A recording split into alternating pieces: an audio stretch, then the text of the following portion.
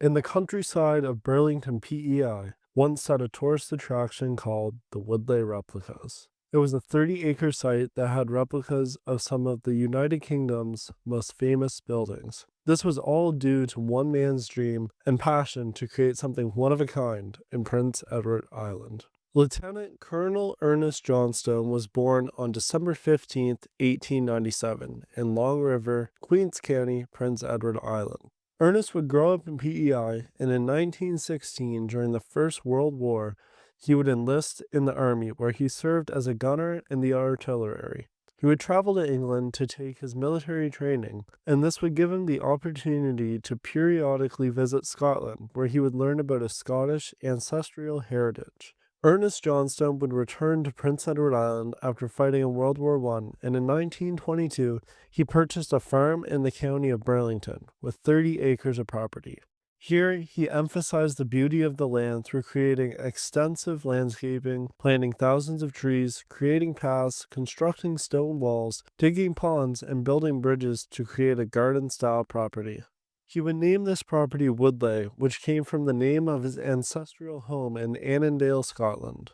Archie, his son, would also share this same passion for English history, stemming from the time he spent in the British Isles during the Second World War, where he served as a tail gunner in a heavy bomber group, and later when he was awarded the Nunfield Scholarship. In the 1950s, Archie would photograph, measure, document many famous buildings for his father to replicate at his homestead, all while traveling Europe on the research scholarship. These trips would require detailed photos and measurements of the different buildings from which they would make replicas of. They would use weighted measuring tapes and even had to climb out in precarious places to photograph different details. In 1946, Ernest Johnstone decided to build large-scale replicas of these famous buildings as a hobby. He would source rocks from Nova Scotia and New Brunswick because PEI lacked the resources needed to build his replicas. His first project was a model of Glamis Castle, a castle in Scotland which he had only seen on its calendar. Since the photo only showed the front side of the castle, Ernest had to make up what he thought the backside would look like.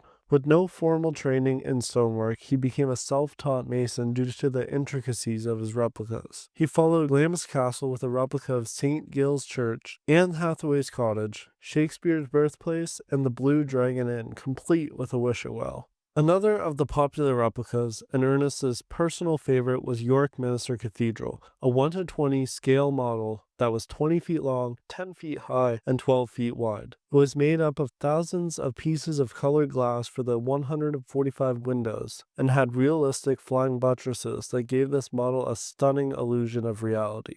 This replica would take Ernest 5 years to complete and multiple trips to England to make sure all the details were accurate. By 1957, roughly 10,000 people had visited the site to see his creations. It was at this time that Ernest and Archie decided to turn the property into an official tourist attraction. They consulted with government tourist officials in PEI, and in 1958, the grounds of Woodleigh Replicas opened to the public. The number of people visiting Woodlay would increase drastically to more than 100,000 a year at its peak. Vacant Castle was one of Johnstone's largest replicas, standing at a 1/3 scale of the original castle. This replica was a fully furnished 2-story castle decorated with period-correct decor, and even featured a real skeleton in the dungeon. Although this replica was smaller than the original one in Scotland, it was built to look as identical to the original castle as possible. For this project, Archie would travel to the Dunvegan Castle between 1955 and 1962 to measure, photograph, and accurately note details of the castle. He then drew up plans for the replica, and Ernest, along with several skilled workers, would build this project. Dame Flora MacLeod, the occupant of the real Dunvegan Castle in the Isle of the Skye in Scotland, cut the ribbon of the castle at its grand opening at the Woodleigh Replicas.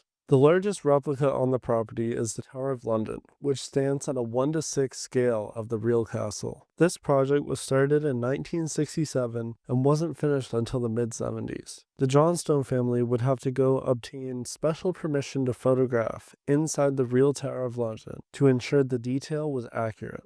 This replica is large enough to be entered and explored by tourists, ascending into the towers and even descending into an underground tunnel. The White Tower even included a full-scale replica of the famous crown jewels for tourists to see.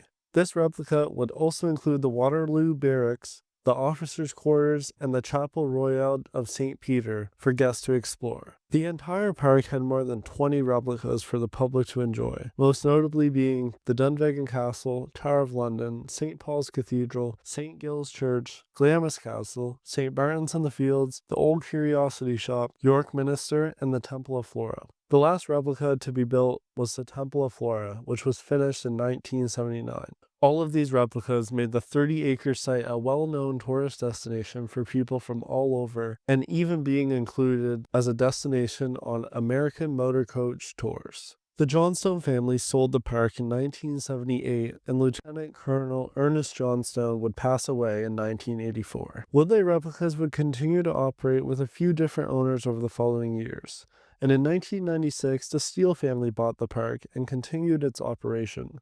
The park would ultimately close in 2008 when the owner Peter Steele retired and the number of visitors were declining. The province, who held the mortgage, tried finding a new buyer through an auction but ultimately struggled to find a new owner for the property. The park sat largely vacant for years, with many newspaper articles calling for someone to save it. One owner between 2012 and 2014 planned to have guest cottages on site for people to rent and stay there. They even worked to restore some of the park's grounds and smaller replicas, and during this time there was a lot of talk about a possible reopening for Woodleigh Replicas. The site would again be put up for sale a handful of times over the years, but it would never reopen. And eventually, a local real estate developer divided the property into lots, with some lots purchased by private owners for their personal homes.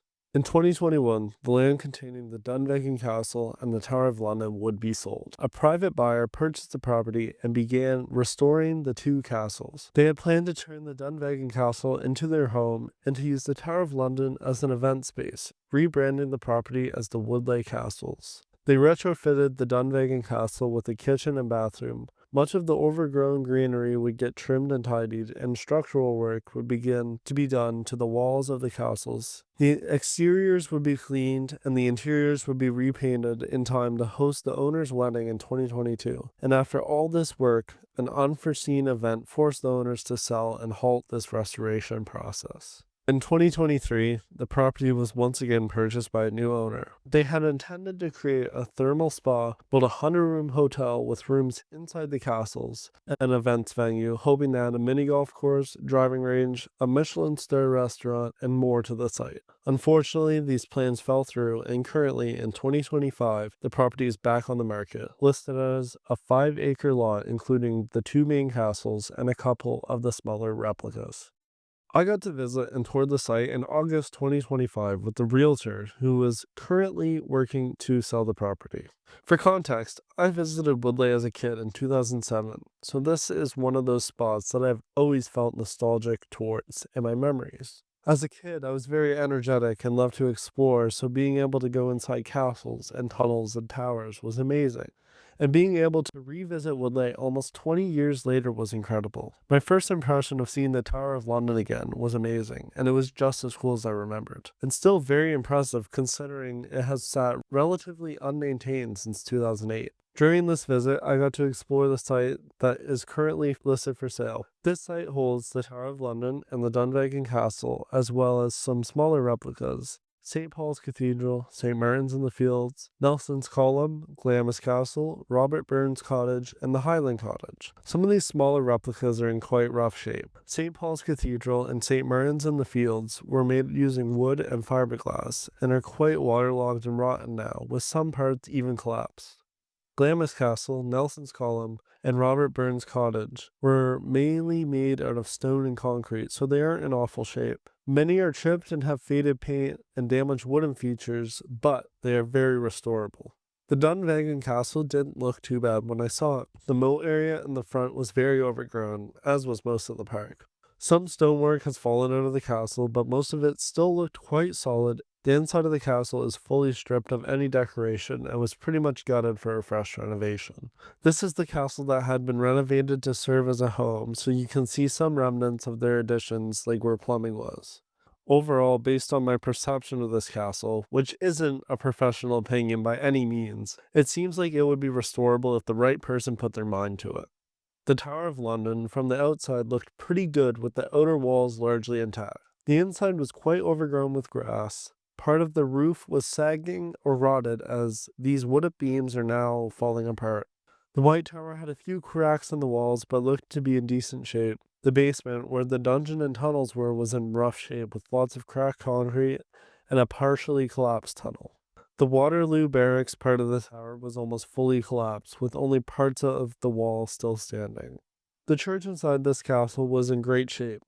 Overall, it was hit or miss on what areas of the Tower of London were still in good shape. But despite this, it was still just as impressive as it was when I was a kid. So these are the only replicas that are on this site, but I could see some of the stone bridges and ponds that were part of the gardens. I could also see the Old Curiosity Shop and the Temple of Florida, though they reside in already owned plots of the park. The original Johnstone house is now occupied, and it looks to be in great shape. And the replicas that are on that corner, York Minster, St. Gilles Church, and the Mill, all look to be well taken care of and part of the new property owner's garden. Other remains of this site were its original sign and parking area, which is very overgrown and currently unused. The 5-acre site containing the Dunvegan Castle and the Tower of London is currently for sale. Woodlay was a key part of many people's vacation memories, as people would travel great distances to visit the infamous replicas. When I visited as a kid, I loved being able to explore and learn about the castles, and this is one of those places that I hold near to my heart. Currently, the original Johnstone tourist attraction is split up and owned by a handful of different people, most of whom have built personal houses on the different lots. I'm happy to see replicas like York Minster being well taken care of by their property owners, and I can only hope that the Dunvegan and the Tower of London can receive that same treatment. While I don't think that the Woodleigh replicas could ever open again, at least to the extent that it once was, I do hope that someone saves those replicas so their history can live on.